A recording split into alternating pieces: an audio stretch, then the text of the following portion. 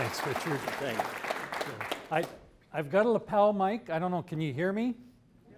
Okay, so maybe I'll try that. If you have problems hearing me, then I'll pick up this mic.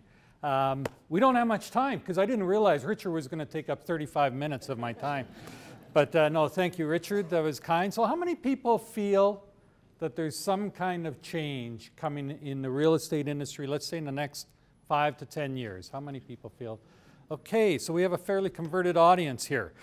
I think part of my job is to say, well, what would the research literature, what would past experience in other industries, what would all of the research that I could do to provide and give you some clarity as to this whole situation? Well, being that I'm an academic, first thing I thought of is how can I get out of doing a bunch of work?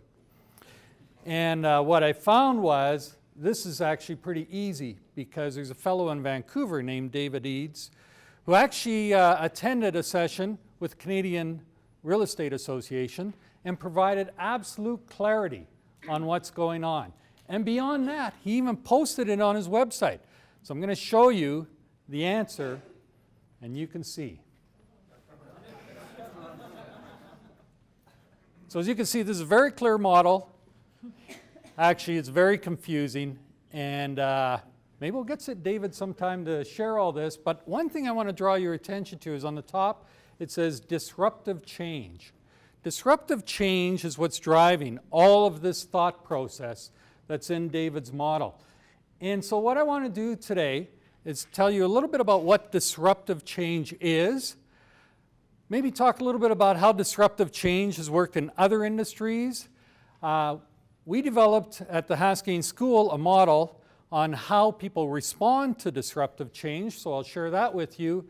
And finally, how does all that tie into the real estate industry?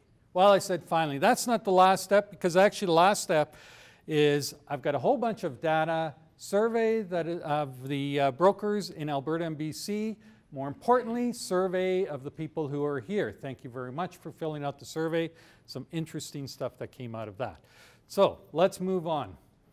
Does anybody recognize this fellow? Henry Ford. Henry Ford and his Model T. Henry Ford really changed the world with a disruptive innovation called the Model T. And a lot of people know the story of how this happened. What you may not know is in 1900, before Henry started off, there were 1,800 car manufacturers in the US. 1,800 car manufacturers in the US. There was about 3,000 cars in the US. So it was very much a customized shop experience. And basically you made a choice. You either bought a car or a house, because that's how much it cost. Now I have a question for you. Henry Ford took that model where car costs, depending on what you did in your customized arrangement, somewhere between $6,000 and $10,000, and drilled it down by 1908 to $800, and by 1916 to $325, which even if you bring to today's value, that's only $17,000. How did Henry Ford take the price down to $325?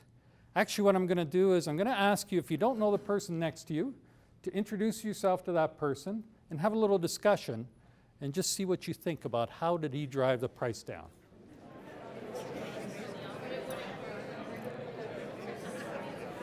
Okay, so maybe let's get some ideas on the table. So what are some thoughts about what are the things that Henry Ford might have done? Okay, do we have any ideas? Raise your hand. It's just like a classroom. Yes. Assembly line. What's an assembly line? Okay, so breaking down the tasks, and you do one task over and over again. The people just sort of huddle around and all in one spot around the car when they do that?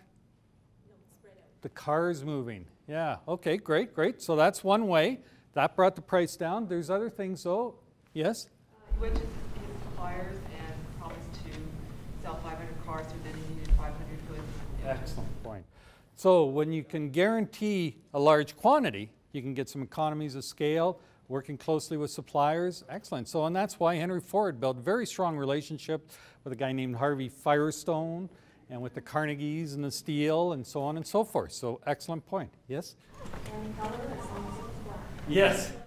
Henry Ford said you can have any color you want as long as it's black. And that's great because that goes to a concept called standardization. So if everything is standardized, it's the same, then you have strong quality control. You go up that experience curve and people get to know what they're doing and they're very consistent with it and it works every time. Anything else? There was so much more to New York than streets in New York with people driving fast.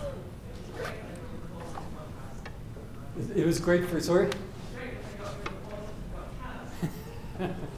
Yes, so the cars did not, even though there's fumes come out, it's not solid. So that's kind of a nice thing.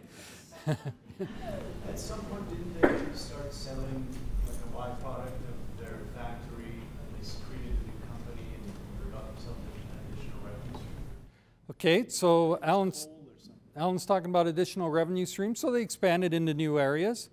Yeah? What are some other thoughts? They really eliminated choice. They really eliminated choice, so very much standardized it. Yes?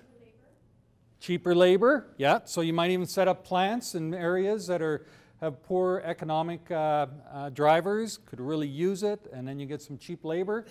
Anything else? Think outside the box. Yes? I guess I was thinking along with the cheaper labor, they were able to take the common man to do this. You didn't need to have a specialized trade. Right. So when you break it down in the assembly line to individual tasks, it's much easier to train somebody. They don't have to be a rocket scientist to crank one bolt. Okay, great. What else do you need? Zico? He had a vision. He had a vision. That's great. And the vision was? So that everybody could afford a car. Everybody could afford a car. So it was, and he actually had a great term for it, democratizing the automobile. So that it went from being just for the rich and the isolated, brought it down so that it could be shared with everyone. Everyone would have access to a car. And in fact, he sold 15 million Model Ts. It held the record for the most number of sales of any car until the Toyota Corolla did it. And it took the Corolla 40 years to do it. It only took Henry Ford 20 years to do it. But there's something else that I'm thinking of. In fact, a few more things. Well, let me put it this way. When you have a car, and it used to be horse and buggy territory, where would you drive that car? Infrastructure. Somebody had to do the infrastructure. There's kind of multiple phases for Henry Ford, and he got to a point where, you know what, the problem is people want cars, and they can maybe afford them, but where are they going to go with them? So he's spending more time with the state officials, with the senators, with Congress, trying to get infrastructure in place. What else do you need that's outside of the box? Yeah. Anybody can drive the car. You don't have to be a rocket scientist to drive it. Yeah. Yep, absolutely. So it's an easy thing to share around with others. Fuel. You need fuel. You need fueling stations. Right now, that's a big topic with like the electric car. Where are you going to fuel up? The hydrogen car, all these things. He had to be a part of that, get close to Standard Oil. And so now you see how complicated a disruption can be, what a big change it can have, and how difficult it is to happen. So it took him 20 years to really make this happen. And I guess part of my point there is that, well, two main things. One is any kind of change takes a lot of people involved, a lot of different parties. And two is it doesn't happen overnight. It takes some time. Well, here's another guy who had disruptive change. And his name is Chuck, Charles Schwab. And I guess the interesting thing about Charles Schwab, he had a radical change on an industry somewhat similar to real estate because it involved brokerages. And he started the discount brokerage, and it took him a long time. His first discount brokerage company was actually 1974. And he didn't make it big until about 1998. And in between there, he actually sold his company to Bank of America in 1983 and then bought it back in 1994 under his name. So these things take time, and there's a lot of change, and in his case, he was in the right place when technology changed. And so some say, you know, for instance, with real estate, well, come on, Jim, like the internet, it's old news. It came around in 1995, really took off in 98. Hey, I must have got an email. Sorry about that. And so, you know, that has all gone by us, but not necessarily so. It does take time for the consumers to get used to the idea, to line up everything in order. And I think that I'm still seeing, well, there's evidence, I guess we've got the converted here, to believe there's still much potential for change in the industry, and I think very positive change. So we'll go on to that. Let me define what disruptive change is. Disruptive change, and there's two types, whether technology-based or business model, and the business model would be more for the real estate, is a specific form of environmental change. Specifically, it's a redefinition of a product or service attributes in a manner that is generally perceived as inferior to incumbent product or service providers.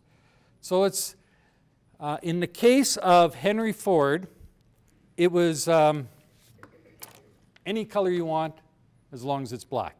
It was everything is standard, you can't have options. But some of the other major low-end disruptors over time, if you look at the retail industry, originally it was a corner store, it was a general store, and then department stores came along. And people felt they were losing some of the small town character of it. And then there was actually a disruption that didn't stick along, which is called catalog retailing. Back in around actually the early 1900s, you could order your house, you could order just about anything you wanted through a catalog, which is kind of interesting because it's a bit of a precursor to what happened 100 years later.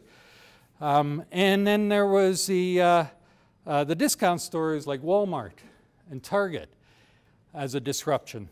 And then it moved on to the category killers, Toys R Us, Staples, Home Depot, so on and so forth. At each one of these stages, what was being offered, most of the incumbents were saying, don't worry about it, that's inferior, who's going to want that? Much like people say now about mere posting. That's inferior, who's going to want that? That's completely inferior and not where people are going. Another one was Southwest Airlines. They don't offer seats. You couldn't, originally when Southwest Airlines started, you couldn't book a seat in advance. You just show up at the airport, and if you're early enough in line, you get a seat. Otherwise, it's too bad. And people would say, well, that's inferior. Who's going to want that? They're not going to check your luggage. They're not going to take it from one plane to another if you've got connecting flights. In fact, they're not even going to book connecting flights for you. That's inferior. Who wants that? Well, for 30 years, Southwest Air has been the most valuable airline in the world. Market capitalization, higher than KLM, British Air, you name it. Because it's a model that works. So sometimes you've got to think outside the box. The stuff that, where they say it's inferior, it's not necessarily the case. A fellow named Clayton Christensen from Harvard did a lot of study on this. And it was interesting because he studied hard drives for computers. And at first they were like these larger 8-inch things that worked in what we call mini computers. And every engineer, all the research departments are just trying to get more and more memory onto these things. They're focusing on that. And somebody comes into the lab and says, look what I discovered. I can do it in 5 inches using different material. Well, does it have more memory? No, it doesn't. Oh, well, we don't want it. And somebody else would pick it up, and along would come the personal computer. And then the same thing going down to 3-inch. No, we don't want that. It doesn't have more memory. Somebody else would pick up the technology. Along comes a laptop, and so on, so on, and so forth. He found actually 6 successive times that the company that actually discovered the innovation, the disruption, rejected it because they felt it was inferior. And within 2 years, it's actually an amazing study, that company either went out of business or was acquired by somebody else.